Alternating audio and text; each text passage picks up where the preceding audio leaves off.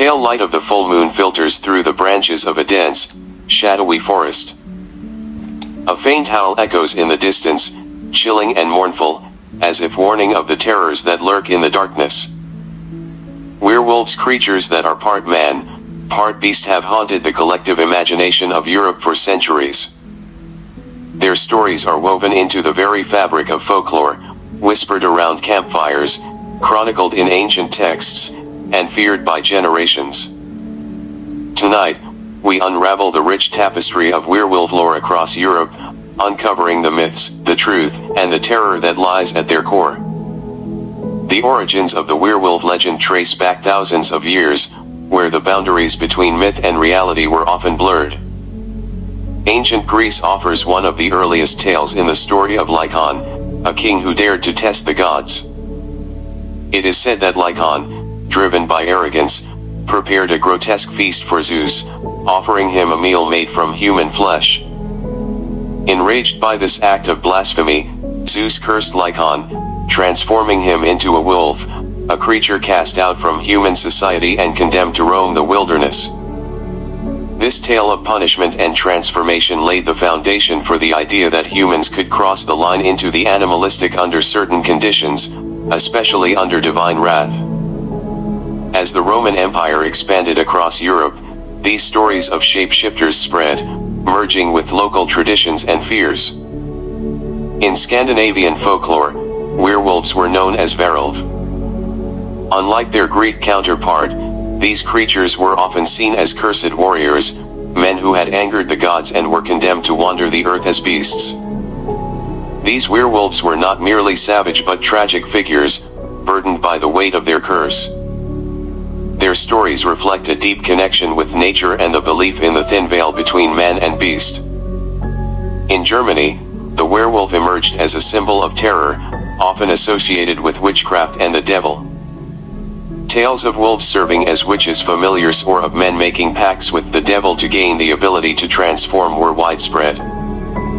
The dense, foreboding forests of the region were said to be haunted by these creatures, and the fear of the werewolf became deeply entrenched in the collective psyche. But perhaps nowhere were werewolves more feared than in France, where the legend of the loup-garou took on a life of its own.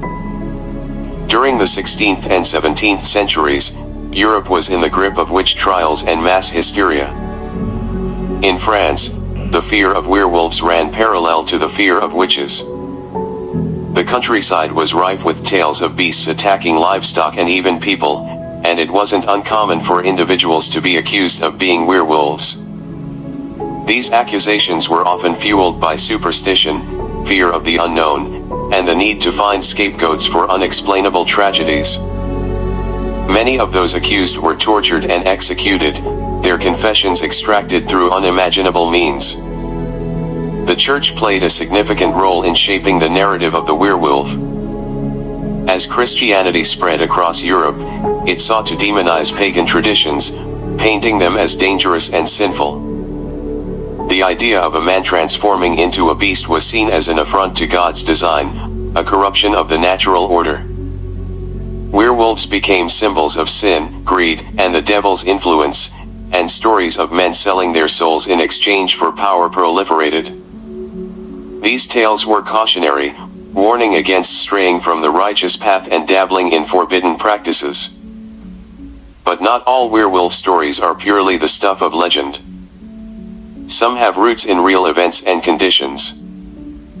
One of the most chilling examples is the case of the Beast of Gévaudan in 18th century France. This creature, described as a wolf-like beast, was responsible for a series of brutal attacks that left dozens dead.